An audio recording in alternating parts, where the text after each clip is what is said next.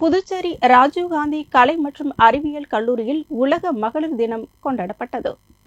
புதுச்சேரி ராஜீவ்காந்தி கலை மற்றும் அறிவியல் கல்லூரியில் உலக மகளிர் தினம் கொண்டாடப்பட்டது. கல்லூரியின் முதல்வர் முனைவர் டாக்டர் ஹன்னா மோனிஷா துவக்க உரையாற்றினார். பல்வேறு துறைகளில் சிறப்பாக பணியாற்றி 5 தலைமை விருந்தினர் அழைக்கப்பட்டிருந்தனர். இதில் வழக்கறிஞர் மேரி, அண்ணா தயாவதி, மகளிருக்கு ஏற்படும் சட்ட சிக்கல்கள் மற்றும் சட்ட உதவிகள், அதன் பயன்கள் பற்றி விரிவாக எடுத்துக் கூறினார். புதுச்சேரி பல்கலைக்கழக உதவி பதிவாளர் ராஜலட்சுமி மாணவிகளுடைய எதிர்காலம் பற்றியும் கல்வியின் முக்கியத்துவம் பற்றியும் கல்வியே ஒருவருக்கு வழிகாட்டி என்ற தலைப்பில் சிறப்புரையாற்றினார். ராஜீவ்காந்தி மகளிர் மற்றும் குழந்தைகள் மருத்துவமனை மூத்த மருத்துவர் டாக்டர் ஹரிதா சங்கர் மகளிர் எவ்வாறு தங்களை கவனித்துக் கொள்ள வேண்டும், மருத்துவ ரீதியான புரிதல்கள் எவ்வாறாக இருக்க வேண்டும் என்பதை பற்றி மாணவர்களுடைய கலந்துரையாடினார். மேலும் முனைவர் ஹேமா மாலினி மகளிருக்கான எந்தெந்த உதவிகளை துறை மேற்கொண்டுள்ளது, எவ்வாறான பங்களிப்பு மகளிருக்காக இத்துறை செயல்பட்டு கொண்டிருக்கின்றது, மகளிர் எவ்வகையான உதவிகளை பெறலாம் மற்றும் மகளிருக்கான பாதுகாப்பு அரசின் உதவி எண் போன்றவற்றை பகிர்ந்து அளித்து சிறந்த முறையில் மாணவிகளுக்கு உண்டான விழிப்புணர்வை ஏற்படுத்தினார்.